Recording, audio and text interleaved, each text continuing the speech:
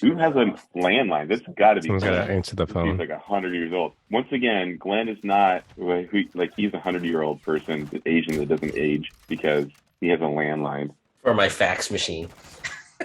You're killing him. You're killing him. Hello, my friends. Thank you for joining us for the PEBCAK Podcast, a weekly information security show featuring some all-around good people. It is week 21 of 2023. I'm Chris Louie, and I got to see Asian Captain America this weekend. With me, I have my co-host, Havoc the Mouthpiece, who knows the real identity of the man who killed Bob Lee.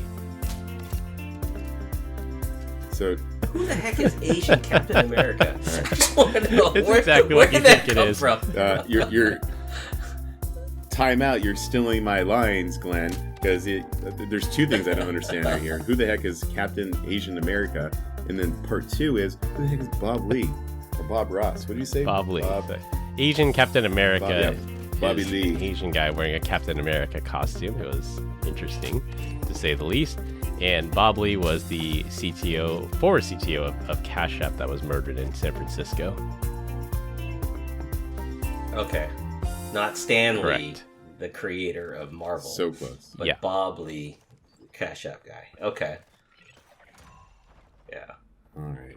That was a tragedy. Bob Lee's issue. was a Crazy tragedy, story. But I think it was a little Yeah. complex. I don't know if it. Yeah. I just know the entire San Francisco Board of Supervisors, they all breathed a sigh of relief when they found out that this was personal and not just from some random crackhead. why? Does it make it any different? It's still a murder. What the heck? Well, it's not so bad because a All that crackhead matters didn't to do those it. supervisors up there. So, Anyways, and we have Landline Glenn back from moving a lot of heavy stuff. How's your back, Glenn? I'm doing just fine. And by the way, I don't know if you knew this, but I had to move a dorm refrigerator down 3 flights of stairs because the Ouch. elevator broke while we were there. So for the first couple of hours, I was quite upset because I had to move things without the use of an elevator. So walk up 3 flights, down 3 flights, and then and then get the stuff to storage. I wasn't very happy, but they did get it turned back on. I think by That's the worst 2 or time 3 to o'clock have an in the elevator morning. breakdown. You know, you were looking a little trim. Yeah, look at Glenn. He's looking sexy. that? He's looking all trimmed up. Must be all those extra stairs. Good for you, buddy. Dude, I left a whole bunch of sweat on those Blood, stairs. sweat, and tears. Am I right? I would have chucked the floor or the refrigerator down the stairs. I'm like, yeah, we don't need this. I wanted to put a for sale sign on everything my daughter had. Now you got to store it all summer. But yeah. The ironic thing here is that last week on the podcast, I joked and told Glenn not to throw his back out moving, and as it turns out, I was the one who threw my back out doing some demolition work around the house. But guys, we're too young to be throwing out our bags. What are you talking about? It's true. It's true. Were you? That's a joke. Yeah. No, we are. He pulled us back doing something really weird, though, right? It's Who, not me? like you were doing anything crazy. I was doing demo work around Yeah. the house. I was like ripping out drywall. Yeah, Oh, so you were doing something crazy. You were doing something that you should probably. have But paid I'm somebody too to do cheap. to If begin I with. can do it, I'll do it. Chris Louie, Mr. Frugal over So, here. Chris, when did you buy your forever home? When did I buy it? It was last November. And when are you moving into your forever home? Optimistically, this November. Oh my god, 2 Yeah. years? Oh, 2 years. Oh my gosh, double mortgages. Whew, that's rough. Chris, if I had your money, My I'd God. throw God my bless money you, away. Chris. Tell you what. If I had Chris's money, I would have retired and said, "Forget that forever home," and left At and least went another to state another with no country. taxes. Yeah. So, No guess this week. yeah. Well, the joke's on us. It's his wife. She's the real It's true. breadwinner. It's true. That's right. He said that's true. Chris just works. I 'cause work he's to keep happy. the internet safe. No guess this That's week. Combined, we have decades of information security experience that are here not just to educate, but to entertain. We've got 4 awesome stories for you this week, so sit back, relax, and enjoy the show. One programming note before we get started. We encountered a Y2K style bug with the podcast feed. I noticed on the analytics that we were only actively publishing the latest 100 episodes, but we're up to 120 with all the bonus episodes and the trailer. Turns out the service we used to host our podcast had a limit of 100 episodes, so our first 20 or so episodes got erased from the RSS feed.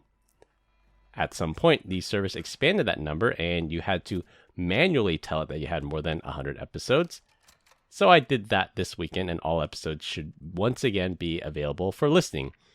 Congratulations to us that we surpassed the number of episodes our platform was originally designed for. Was that a feature request that you had to submit? It was pretty quick When for them I on did the response research side. on it, that limit was in place about 5 years ago. And then at some point they upped the number, but it wasn't they didn't do it retroactively for everybody. You had to go in and change a setting. That's silly. Well, it kind of makes sense that they have this little Y2K bug because, like, no one thought we'd ever make it past the year 2000. Just like they probably thought none of these podcasts are ever going to make it past episode 10. So if we do 10x of it, then we'll be covering our bases. I'm surprised that wasn't like 99 versus 100, because at 99 you have a 2-digit limiter versus 100 where you have a 3-digit limiter. You think that limiter would have been like 999 versus 100. I would think 128. Yeah, in Because of binary. profile. Yeah, it's a binary. 128. Yeah. Yeah, anyways, Yeah. there is an upper limit to this platform, so when we hit that, I think we've got 2 years or so left. So if we're continuing to do 1 episode a week for the next 2 years, I'm going to have to migrate us to something else. Or we just walk away So, into the sunset. we're looking for sponsorship out there. So if anyone wants to sponsor the show, we are guaranteed we're going to hit our limit here. So, because we've got nothing else better to do to talk Information about good security, things not that going comes on the anywhere. internet. This week, we're going to talk about how fake QR codes can drain your bank account, YouTube pulling a scumbag move. For our third topic, Google makes a boneheaded move, and close with a TV that isn't free. So to piggyback off your little boneheaded moves real quick, I'll just say it now. So Mother's Day was this past Sunday, and for all the men that are out there, if you want a pro tip, when Mother's Day comes around, just remind your wife that she's not your mother. And if anything, she should be thanking you because you made her a mother. Anyways, I slept on the couch that weekend. I can't imagine why, Brian. Yeah, I was going to tell you that is a bad pro tip, Brian. I said that, and I quickly retracted after saying that to my kids. It's true, but you'll end up on the couch like Brian. So how long are you in the dog pound? Are you still... it looks like you're at a hotel, so you might be at a dog pound still. Very observant of you. So number one, I've actually been saying this for years, so it's just kind of a running joke. And she kind of just goes with it. But whatever. But I am in a hotel in Oregon, and when I showed up, they're like, "Oh, you don't have a vehicle to park?" I'm like, "No, I'm gonna get dropped off in an Uber." And the girl's like, "Oh man, I'm so sorry. You're on the clear other side of the this establishment here, and you're gonna have to walk there, and I'm so sorry." And I'm like, "Oh, okay, like whatever, I'll go for a walk." It wasn't even 100 yards. I'm like, how the heck lazy are the people in Oregon? And they're just like, "Yeah, you're on the other side of this parking lot, man." I'm like, I've traveled 10 times longer to get to a hotel room in Las Vegas than I did here. And I'm outside, and it was beautiful, and there's freaking flowers. So, whatever. I'll enjoy that Portland weather. Oh, guys, we're doing a podcast. Yeah. Well, maybe she didn't want you to step over the bodies strewn around. So I'm in Lake Oswego, and there are no homeless people here. Apparently, because it's higher end, and they just bust them out. So they have solved homelessness in Lake Oswego. Just busting it downtown. They just throw them in downtown yeah. Portland. Wow. Yep. A real quick closing the loop. Right, wrong, or indifferent. That's what they're doing. A real quick closing the loop. The former Ubiquity developer who stole a bunch of data and extorted his former employer received a 6-year jail sentence. That's compared to no jail time for Joe Sullivan, who we talked about last week. Well, and for some additional perspective, just to like muddy the waters, one of my friends, my wife's friends, she testified as an expert witness in some sort of murder trial. She for a child, and she's a doctor. The person was sentenced to 13 years. That's it. So 13 years for murder, 6 years for stealing some data, or 0 if you're Joe Sullivan. I don't know who wins in this contest. Justice system is broken for sure. It is broken.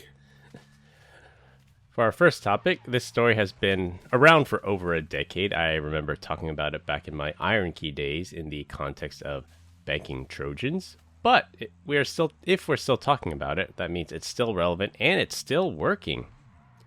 The use of fake QR codes is not new, but for some reason it's getting multinational attention again. The city to the north of me, San Francisco, is facing an epidemic of fake parking tickets with QR codes leading to a fake payment gateway to supposedly pay the fine. A clever attacker is just putting these fake parking tickets on cars around the city, and people get duped into paying the fake fines. That reasons to ask, if you're paying by credit card, why can't you just do a chargeback? I'm telling you, in Mesa, Arizona, we're going to have a bunch of these fake things around my neighborhood. You direct message to Brian's Venmo. I'm going to get rich, guys. That's a good hack until you get caught. Right? Yeah, apparently the QR code scans, and then you get sent to something like a bit.ly link. It's a link shortener. So even if you like preview it, it doesn't say, fakepaymentportal.com. It just has some kind of bit.ly link, and then you follow it, and then it eventually forwards you to the fake payment portal.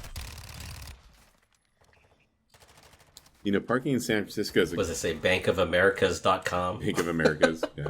Or... Wells Fargo. I'm sure they probably own that one. Wells Fargo. Yeah. So, not only... This just adds to the complexity of parking in San Francisco. So now if they're just not going to walk by, smash your window, and take everything, they're just going to give you a parking ticket to deal with as well.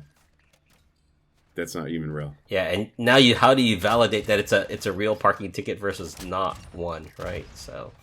And I guess that's why Chris was talking about this. What is this? Yeah, credit card chargeback. I guess chargeback. If you know it's fraud, it's easy to charge back. But if you think you legit got a ticket, you wouldn't think twice about doing a chargeback. People get tickets for all sorts of things in San Francisco. It's crazy. It's like open air drug market, okay. Parking 2 inches in a red zone, no. Pay a fine. Yeah, well, that goes back to the world's not fair, right? So it's 6 years for trying to do embezzlement, and then you get 13 years for murder. Not that I would like to do any of those years, period. So. True. So here's how you fix it, everyone that's listening. You need Zscaler. We would have protected you against this. You just be like, boom, phishing. Don't do it. Malicious. Underlying framework. But you can't consumerize that, though. Zscaler hasn't found a way to consumerize. Until consumers security. Give in and give up all their privacy in their phone, I want to hear it. Come out of the enterprise. I'm trying to protect my CEO, damn it. You just bake it into the SDK of Apple's silicone. Just all the traffic gets tunneled through Zscaler. Every iPhone, everywhere. There you go. Talking to that sounds like fun. Yeah. I was talking to a customer the other day about the possibility of, an SDK for some IoT stuff, or IOC, the Internet of Crap. And it's a great idea on paper. Like, hey, look, we'll have this secure connectivity. And they're like, dude, you don't understand. We are internally, the development team is fighting for CPU cycles and memory buffers. We don't have enough room for your SDK, no matter how small you make it. I'm like, oh, all right, well, you guys suck then. Start selling 1U appliances for everyone's thermostat at home. Well, another tag along to this one. A more tragic story is of an elderly woman in Singapore who visited a boba shop, or you may also know it as a bubble tea shop, and she scanned a QR code in the shop that promised a free boba drink in exchange for answering a survey. The QR code downloaded malware to her Android device, where it began monitoring her keystrokes and in the middle of the night, hackers logged into her bank account on her phone and stole $20,000 from her. This is why I don't have any banking apps on my mom's phone. This is why I don't have $20,000, guys. Good luck stealing money that doesn't even exist. Can't steal it if you don't have it. Yeah. The last 20 grand I had, I put all in Golden State Warriors, and they dropped the ball again. Yeah, go Nuggets. Just kidding. I hate them all. Yeah. That in Phoenix, right? You put all your money, 10 on Golden State and 10 on Phoenix Suns. So the Phoenix Suns game was so bad, and then the following day we had a volleyball tournament, and my daughter was off and running, right? Like game 1 and 2, they win. Game 3, the team is just way better, right? And so the second game, the score ends up being 25-4. And jokingly, I'm like, oh, it's like I'm watching the Phoenix Suns plays, right? And all of the parents like busted up laughing because like it was atrocious. But yeah, those things would be. I think they ended up coming in third place or something like that. No, I don't say that. You're not in club volleyball. You're not allowed to talk to like the players on the court. You're not allowed to talk to the refs or even the coaches at all. You can yell. You can yell. In Arizona, you yell or anything like that. It's an automatic 13-point bonus for the opposing team. For the opposing team? Oh, can wow, you just they're a lot like more stricter than put a shirt on for the other team and then just bump up your sides. Yeah. I smell a false flag attack here. Yeah. Not very well thought out. Yeah, it's that hacker mentality, Brian. Hacker mentality. Yeah. Exactly. Anyways, don't scan QR codes, don't download random apps, and especially do not give them read access permission on your phone. And I got a question for you guys. I have an answer. So when you guys go to a restaurant and they say scan the QR code to look at the menu, do you guys scan it? If they have a paper menu, yeah. I do. And I didn't say I do, but the other day at the airport I was thinking, so I sat down and I went and scanned it and I was ordering something and it turned out to be on the tab with the person next to me. And I was like, oh snap. I was like, I wonder if I can just like start replacing QR codes all over the place and do something nefarious with it. It's kind of like the old war driving, right? Like I got to this hotel and there's like literally like 56 Wi-Fi networks and a bunch of them are unencrypted. I'm like, old me would be like trying to figure out what the hell's going on, like what can I actually do? And then the other part of me is like, they're probably doing something right. I hope, but I have no idea. Or doing something wrong. Probably something wrong. Yeah, I try to ask for a paper copy. I'm just like I said, what's everybody's OPSEC on that when they go to a restaurant? Ask for a paper copy. If they don't, you can still do the link preview, and then you can if you trust the link preview, or you just have the world's greatest security proxy on your phone as well. That's another layer of defense. See, that sucks up all of the battery life on your phone. Hey, time out. Propaganda, fake news, disinformation. You're full crap, Glenn. Gosh. Or you could just use a browser, and a browser is just another app on the phone that would do those protections for you. Hey, the difference between us and you is that I scan that QR code because I know that stuff is safe. You can't do that. You're like, give me the paper menu. My browser might not work. Ha ha. Funny. Nah, there's a place for you guys in the business, in the marketplaces too. Let's team up together. Let's do it. It's okay. For our second topic, YouTube is rolling out a new feature that will stop their videos from playing if the user has an ad blocker installed in the browser. Previously, ad blockers would work and you could watch the video ad-free, but YouTube is moving in the direction of many other websites and will outright block you from seeing the content until you disable your ad blocker. The intent here is to not lose money on lost ad revenue and to upsell people on their YouTube Premium service, which is a monthly subscription, and one of the benefits is you get to remove the ads. I know YouTube is not UNICEF and they have a profit motive, but it is really annoying to see 2 minutes of unskippable ads to watch a 30-second video.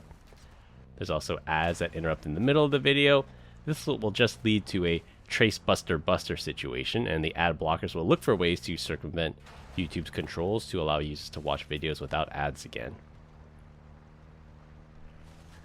So the real question is, like, how are they actually doing this? Because at my house, like, I could be black holing stuff via DNS, or I can just be doing it via proxy. But it seems to me like they're going to be detecting an ad blocker, which makes me think, are they hooking into Google Chrome, and will they be checking for ad? Like, how do you actually check for that ad blocker if that website shouldn't have access to your endpoint at the end of the day. So then it's just like, well, maybe I'll just go use Safari when I'm watching it. I don't know. Well, Safari doesn't allow extensions, so I think you could try like Firefox maybe. Or Firefox, excuse me. And that's the problem. Or that's the problem Brave. that every single browser now, including other companies, every single browser is based on Chromium now. So we're going to get this monolithic culture of one browser. There's Chromium, which is probably like 90% of the market share. Then you got Safari only for Mac users. And then you have the very small group of dedicated Firefox people. And that's going to be a challenge that the entire world keeps going towards Chromium. Well, Chromium seems to be the standard. I think that's why it's the fastest growing open source project, if I'm not mistaken, right? So, and not only that, I think it's just, it's a great rendering engine, all right? So I think that's why a lot of people are using it, Island included. So the company I work for included. So how do you think YouTube is detecting this? Or they're just saying that some client-side JavaScript is saying that the video failed to load and it must be doing something bad? Like I wonder how they're trying to detect that ad blocker. If they told you, then they'd probably find a way around it. But I get this on my mobile phone too. So even Safari. So Safari on mobile or Brave on mobile. There are certain web pages that give you that error that says, we detected an ad blocker. You have to turn it off if you want to load the content. Not for YouTube specifically, but for other websites. What ad blocker do you use in your mobile phone? Next. I think Safari has a built-in one now. Let me give me a say. I'll look up the other one that I've used.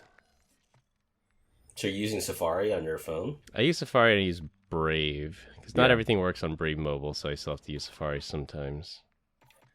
Purify. So mine's called Purify. Oh, okay.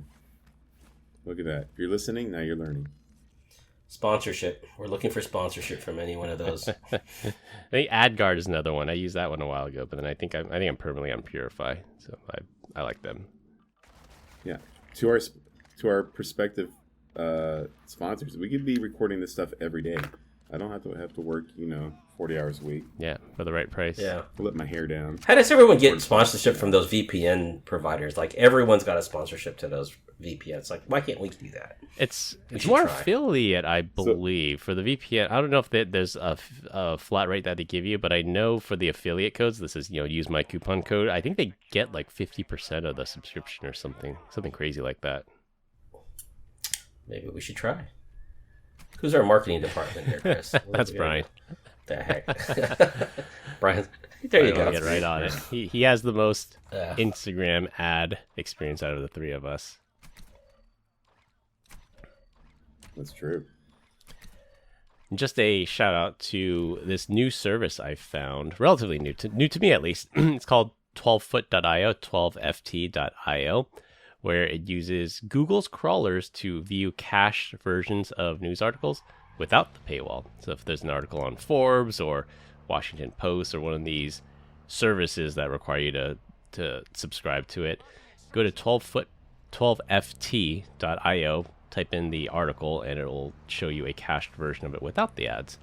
And the thought here is, if you build a 10-foot tall paywall, I will use a 12-foot tall ladder to climb over it. It doesn't work on every site. I think New York Times bans them from using it. That's the one site I've found so far that doesn't work, but I've tried it with Forbes and a couple other ones, and it actually works. Yeah, they say the same thing about the border wall as well. He'll build a bigger ladder or a trebuchet. Let us shoot the drugs over using a trebuchet. Yeah. I've read the word trebuchet before, but I've never actually heard it said out loud. I'm not even too sure how I would have read that, to be honest with you, out loud. Yeah. It's not a musical instrument, Brian. Scott, or it's Alec Trebek. I don't know, Alex Trebek. What was his name? Alex Trebek. Alex Trebek from Jeopardy? Yeah. Trebek. Yeah. I think I just call it. Yeah, we just use a Trebek to throw stuff over the wall. Like, what are you talking about, bro? A trebuchet. Yeah, I know. A trebuchet. Sounds bougie, man. Wow. All right, Glenn just erased part of our show notes on the fly here. I don't know why he did that. There you go. It's back. Copy and paste.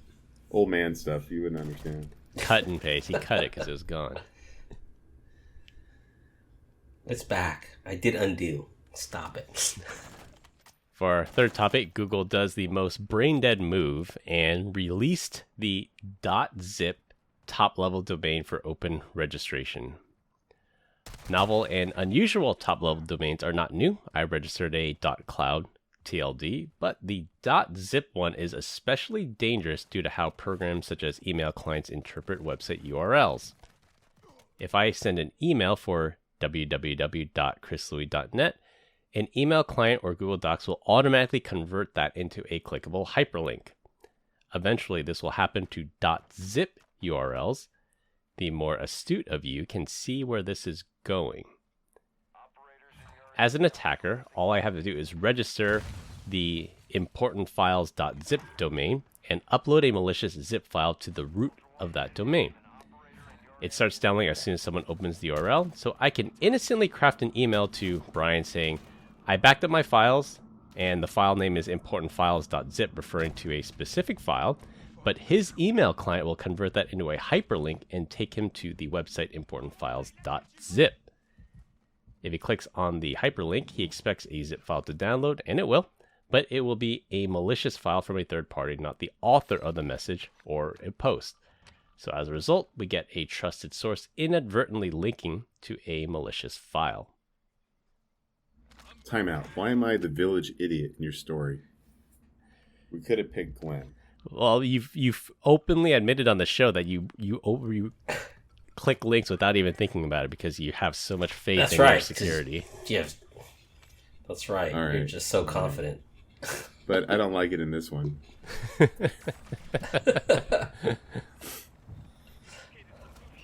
So, did they take that back? Are they taking that back? What the heck's going on? They're completely 100% unapologetic about it. They said this is out in the wild, and some of the tinfoil conspiracy theorists are saying, well, Google wanted to do this on purpose so that you have to use Google software that will block crap like this from happening.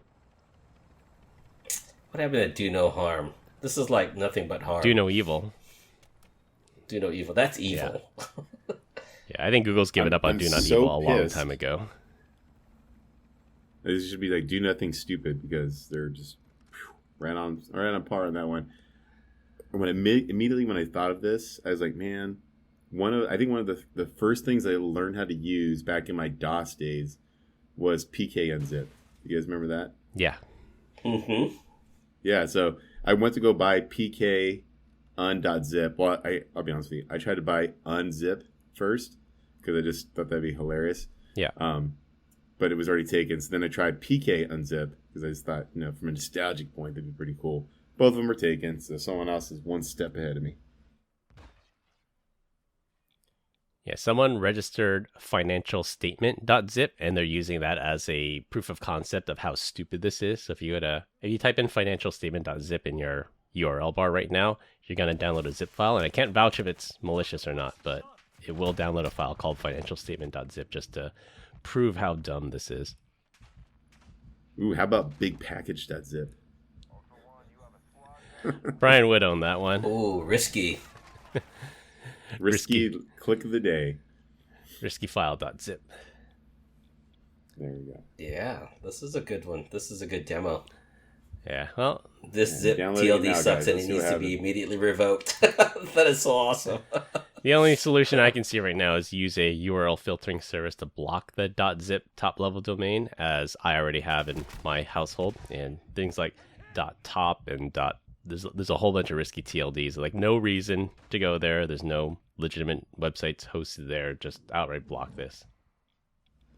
You said financialstatement.zip?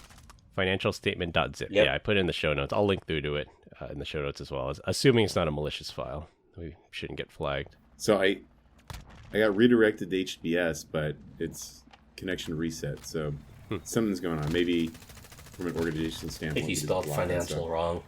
It's got an I before the A. Oh, you're correct. Yeah. No, this financialstatement.zip. I was thinking of a different one. I'll have to link through to it, but somebody did it as a proof of concept. I think it might have been like importantbackup.zip or something. But I remember seeing someone did it as a proof of concept, and it actually worked. I think you have, yeah. I got to it, but it's not a file. It's a website that tells you how stupid TLD .zip TLD is. So yeah, and what's next? .jpeg is going to be the next TLD that gets out there. Oh yeah, it's coming, right? So it's even marked as risky. Interesting. Did you go in isolation? Well, this is or? Google rating, yeah. Oh. Okay, so the website I was thinking of is documents-backup.zip. Yeah, that's sketchy. I'm not doing that. Assuming it's not malicious. Yeah, I just clicked on it. It's downloading a zip file. So I'm gonna try it. So Glenn, the difference between me and you is when I went out to that site, it was straight up blocked. I didn't get a risky warning on there. Interesting. 2 ways to skin a cat, boys. Yeah. Probably need to talk to your web rating service, Brian. I mean, rather than show the risky content, I just blocked it. So there's that. Yeah. don't even trust the users. Throwing out there some. Yeah. Gotcha. For our last topic, and it'll be a rotating topic every week. This week, we're going to talk about a free TV that isn't. A company called Telly is offering up to 500,000 free 55-inch high-definition TVs. As we always say on this podcast, if the product is free, then You're the product. It's good for me. If the product is free, then you are the product. And that is very true in this situation. And there are 2 catches here for why it's not truly free. The first is that you get a nice 55-inch TV to mount on the wall, but there's a second screen below the main screen that constantly shows you ads. You have a permanent billboard below the TV. The second catch is you're literally signing your life away. The privacy policy and terms and conditions are atrocious. Some clever reporters over at TechCrunch took the time to read the terms and conditions and found annotations still in the terms and conditions that you accept. There's one part in here in parentheses that even says, I don't know if this is accurate. Do we have to say we delete the information is here, or is there any other way around this? This is literally in the terms of conditions, and there's notes and annotations in it. So that's a gigantic red flag already. But it's not the only red flag in the policy. According to the policy, some of the other data it collects includes precise geolocation, names, email addresses, phone numbers, age, dates of birth, zip codes, gender, ethnicity, sex life or sexual orientation, cultural or social identifiers such as what sports team you might like, what physical activities you enjoy, and things like if you're an environmental activist. I say no thank you. All I know is for Glenn's sex life, it would just say pathetic. Just kidding, brother. I love you. Brian always throwing shade. As opposed to yours would say, yes, please. Hell, what was it? The don't be a menace to South Central drinking your 40 in the hood. It was like, it's all age, whatever. It's all sex. It's like, hell yeah. Desired salary, $1 million cash. To this deal, I say no thank you. TVs are cheap enough now that I don't need to permanently mount spyware on my wall. I would hang it on the fence in the backyard. We'll put some Velcro at the bottom. You won't see it. You know, we're here to innovate. It's true. No one specifically called it out, and I've seen a picture of the TV. So in the article here, there's a picture of the TV. In the middle of the soundbar, there's a hole there, and I can't tell if that's a hole for the subwoofer or if that's a camera that's going to be watching you. So if it's the latter and it's a camera, that's even creepier because if you guys remember, one of the stories we did early on, maybe like it was a single-digit episode, we talked about some cable top box where it measures the eyeballs looking at the screen. So if you have one person watching, they charge you one price, but if you have like 5 people watching, like you have a party, you have to pay like the family price for pay-per-view. So this could be one of those things too. All I know is that if they were looking at me, like, man, this guy was like playing with Legos and called his table the B word and then fell asleep to watching the Simpson reruns or something like that, or The Office. I would put a picture in front of it of the whole family sitting down on the couch. So that way we just see the same thing all the time. Yeah. Right. Then you get bombarded with Lego ads. How about you do something sketchy, like a hostage situation, right? You're like, what do we do with this information? He's got him. Let's send him pizza. Send him pizza. Do like one of those You mock gotta eat. Al Qaeda videos in front of the flag, and someone in a prisoner suit kneeling down. Oh, jeez.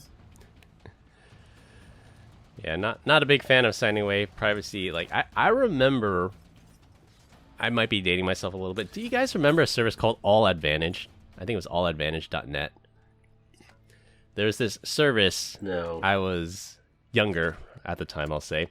And there's a service called alladvantage.net, and there are a bunch of other copycats too. But basically, you would something very similar to this, where you would browse the internet and you would have a permanent bar at the bottom of your screen that just rotated banner ads, and that was it. And then you got paid. So if I browsed the internet for 3 hours that day, I got paid 10 cents an hour, 25 cents an hour, whatever. And there's this multi-level marketing thing. Like if I recruit Glenn, then I get 10% of his earnings too.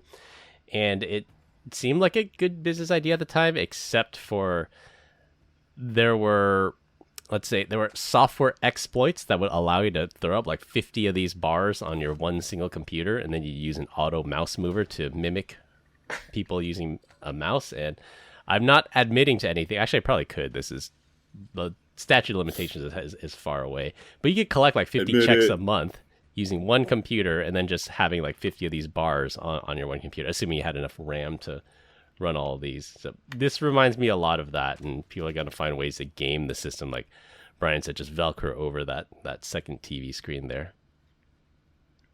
You guys remember like opening up grandma's computer, and she's like, the only browser she had was IE, and you double click it, and like 65% of the real estate was just these toolbars. Yeah. You're like, oh, yep, we got problems. I can see why nothing works. And then had 1,000 tabs open, right? So because they never closed one. Yeah, that was before tabs, I think.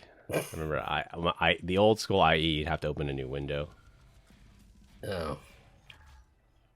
Gosh. Back in the day. Back in the day. When I was growing no up. tabs. Yeah. I don't see this company going very far. People are going to get tired of the ads, and you just cannot scale a product ecosystem like that. I know like LG and some of the other TVs, like you buy a legit TV, I'll pay $1,500 for a TV, and then I still get bombarded by ads because half of the revenue for like Vizio or LG just comes from ads. Like I get these ads on my smart TV. I mean, I should probably just take it offline at some point and just block access to that. I just don't care enough, and I use Apple TV for everything now anyway. You're talking about just the smart OS TV that LG has, or whoever has. Yeah, like even when I fire up the Apple TV, when I have an LG TV, and on the left side, it just displays like a banner ad. It says, "Hey, buy this movie on pay-per-view now, or watch this fight on UFC." Like I don't care about any of that. I didn't spend all this money on a TV just to get bombarded by ads. Bro, they know you. They're listening. They know you like fights. That's right. What? And they're probably the same movie. I think it was Samsung a number of years ago got in trouble because they changed the terms and conditions. So Samsung released a TV with a camera. Of course, what could possibly go wrong? Its intent was to use it for Skype calls. So they had the Skype app built in and you could use it for Skype calls. But in the terms and conditions, they had some creepy language in that. So they have the right to turn it on if they want to. They have the right to do this and that with that. Everyone threw up their arms in an uproar, and then Samsung backed down and changed the terms and conditions of that. I just wonder how that's going to fare with all the data collection, especially in California with CCPA, like having the right to be opt out. I mean, I don't think their terms and conditions will supersede any type of governance right built by a state. Right. I don't think they can. They might just not serve this community then, or they'll find some way to circumvent it. We're all going to die. That's all I know. Yeah, so I'm gathering from you guys you're not going to put this free TV in your house either. But it's going to go in the backyard on the fence. So I am going to give it to friends that I hate. So, what was your address again, Kristen? Glenn? So this 55-inch TV shows up with a second screen for ads. That's right. Yeah. I get this company less than a year and it's going to go under. We should keep tabs on this one. I really don't think this is a When it goes model down, that will is it just a blank box at the bottom? Like, what happens to the ads? Or does it just run cached? Yeah. What happens if we just block the destination? They might have something in the cool. T's and C's that says if you do anything to mess with it, then you have to pay like the full amount of the TV. Yeah, until they go bankrupt and they don't want it back anyway. So then Yeah. you have a TV. Like the old BlackBerry tablets. You remember those? Yeah, I remember those. BlackBerry tablets. You could buy them. They were trying to sell them for like $500-$600, and at the end, they were like $50. I don't know. I'm buying these. I'm getting these TVs. Let's do this. I want to see what I can do. I'll just send it back and try to charge me. All right. You heard it here first. Brian will take one for the team on this one. Well, we continue to get great comments about our dad joke of the week. Dad joke of the week. This week, I'm up. How do you put a baby astronaut to sleep? You rock it. Rocket. Babe. Oh, snap. Oh, wah, wah, wah. To the Nice moon. job, Chris. All right, to wrap things up, the former Ubiquity developer who stole data got 6 years in prison. Stop scanning QR codes. YouTube is trying to kill ad blockers. Block the .zip top-level domain. And beware of Telly's free TV. That's all I have for this week. We hope you enjoyed this week's episode. You can find us all on LinkedIn. Links will be in the description. Follow us on Instagram at PEBCAK Podcast. Thank you to all our listeners and subscribers who rated us 5 stars in the iTunes Store and Spotify and left us a review. We appreciate you all spreading the word to help grow the show. The best way to find us is to search for the PEBCAK Podcast on your favorite podcast listening app. For my co-hosts Brian Deach and Glenn Medina, I'm Chris Louie. Thanks for listening. We'll see you all next weekend. As always, have a nice day. Woo woo. Bye, Felicia. Bye. Thank you for your business. Have a nice day.